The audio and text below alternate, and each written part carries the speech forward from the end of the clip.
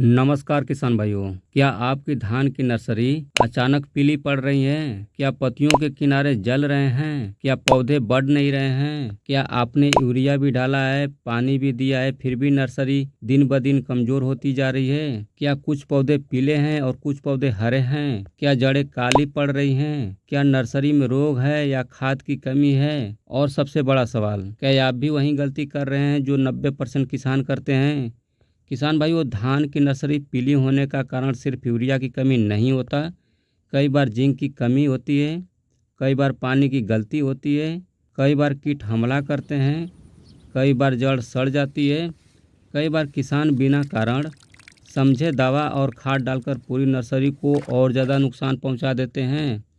आज की इस वीडियो में मैं आपको शुरू से अंत तक पूरी जानकारी दूंगा कि नर्सरी पीली क्यों होती है, पत्तियां क्यों जलती हैं, किसान सबसे बड़ी गलती कौन सी करते हैं, रोग और कीट की पहचान कैसे करें, जड़ों की जांच कैसे करें, 7 दिन में नर्सरी को फिर से हरा भरा कैसे बनाएं। इसलिए वीडियो को अंत तक ज़रूर देखिए, क्योंकि एक छोटी सी गलती आपकी पूरी रोपनी ख़राब कर सकती है। सबसे पहले कारण पहचानिए। किसान भाइयों, इलाज से पहले बीमारी की पहचान जरूरी है। अगर कारण कुछ और है और इलाज कुछ और कर दिया तो नुकसान और तय है। धान की नर्सरी पीली होने का मुख्य कारण क्या है किसान भाइयों? नाइट्रोजन की कमी, जिंक की कमी, पोटास की कमी, पानी का ज़्यादा भराव, कीटों का हमला, रोगों का प्रकोप, किसानों की अपनी गलतियां।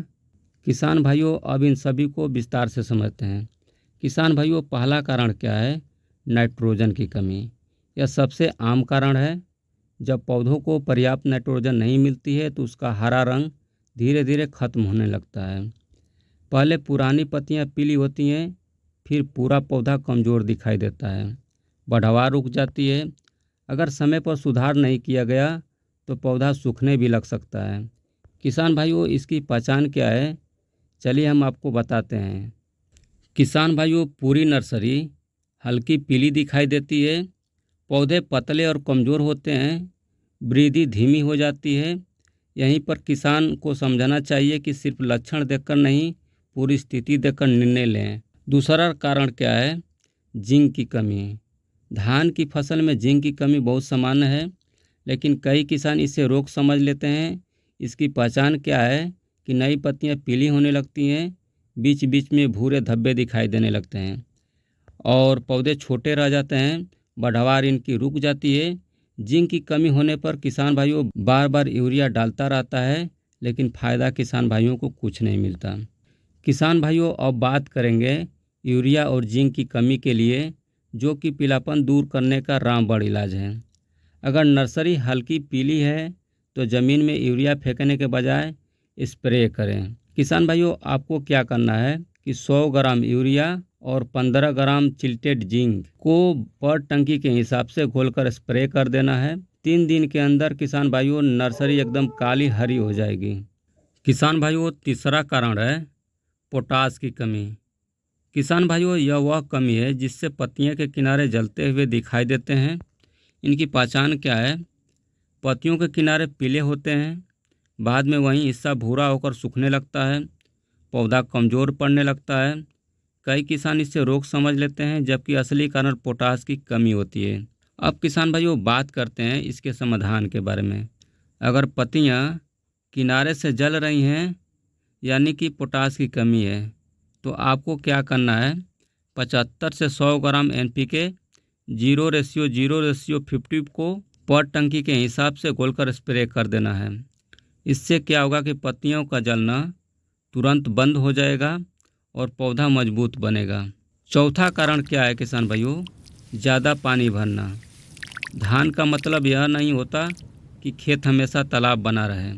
नर्सरी में लगातार पानी भरा रहने से जड़ों को ऑक्सीजन नहीं मिलती, फिर जड़ें कमज़ोर होने लगती है, धीरे धीरे पौधे पीले पड़ जाते हैं। इनकी पहचान क्या है? खेत में लगातार पानी भरा रहे, पौधे पीले और कमज़ोर दिखे, जड़ें स्वस्थ न दिखें। किसान की पहली बड़ी गलती क्या होती है कि नर्सरी पीली देखते ही एक बोरी यूरिया उठाकर खेत में डाल देना। यह सबसे बड़ी गलती है। हर पीलेपन का कारण नाइट्रोजन नहीं होता, अगर जड़ सड़न है, जिंक की कमी है या पानी की समस्या है तो यूरिया कोई फ़ायदा नहीं करेगा। किसान भाइयों, अब बात करते हैं इसके समाधान का। अगर जड़ें काली हैं या पौधे गल रहा है, जिसे हम जड़ सड़न या डैम्पिंग ऑफ रोग बोलते हैं, इस रोग को सही करने के लिए आपको क्या करना है कि 30 ग्राम साफ या कोई भी अच्छा फंगिसाइड को 15 लीटर पानी में मिलाकर स्प्रे कर देना है। ध्यान रहे कि स्प्रे करते समय नोजल को थोड़ा ढीला रखें ताकि दवा जड़ों तक नीचे बैठ जाए। अब बात करते हैं किसान भाइयों कीटों की। कई बार नर्सरी को कीट नुकसान पहुंचाते हैं। पहला कीट है हरा फुदका। यह पौधों का रस चूसता है, धीरे धीरे पौधा पीले होने लगता है, बढ़वा रुक जाती है। दूसरा किसान भाइयों कीट है थ्रिप्स। यह पत्तियों की ऊपर सतह को नुकसान पहुंचाता है। इनकी पहचान क्या है? पत्तियां चांदी जैसी दिखाई देती है, किनारे सूखने लगते हैं, पौधे जले हुए लगते हैं। तीसरा किसान भाइयों कीट क्या है? पत्ती लपेटक। यह पत्तियों को मोड़कर अंदर बैठ जाता है, फिर क्या करता है कि पत्ती का हरा भाग खा जाता है, जिससे पौधे कमज़ोर होने लगता है। अब किसान भाइयों हम बात करते हैं इसके समाधान के बारे में। अगर कीड़े जैसे थ्रिप्स, हरा फफूंदा या पत्ती लपेटक लगे हैं तो आपको क्या करना है कि 5 से 7 मिलीलीटर इमिडाक्लोप्रिड को 15 लीटर पानी में मिलाकर छिड़काव करना है। चांदी जैसी चमकने वाली पत्तियां और रस चूसने वाले कीड़े एक दिन में साफ हो जाएंगे। किसान भाइयों, एक सबसे ज़रूरी बात क्या है कि दवा या खाद का स्प्रे हमेशा शाम के समय 3 बजे के बाद ही करें। तेज़ धूप में स्प्रे करने से नर्सरी की कोमल पत्तियां झुलस सकती हैं। और हाँ, स्प्रे करते समय खेत में कीचड़ जैसी नमी होनी चाहिए, लेकिन खेत पानी से लबालब भरा नहीं होना चाहिए। अब बात करते हैं नर्सरी को 7 दिन में हरा करने का प्लान के बारे में कि हमें क्या करना चाहिए। पहला दिन किसान भाइयों पूरी नर्सरी की निरीक्षण करें और समस्या पहचानें। दूसरा दिन अतिरिक्त पानी निकालें, जल निकास सही करें। तीसरा दिन क्या करना है कि ज़रूरत के अनुसार पोषण सुधार करें। चौथे दिन क्या करना है, कीट और रोग की निगरानी करें। पाँचवें दिन क्या करना है कि नई पत्तियों की हरियाली देखें।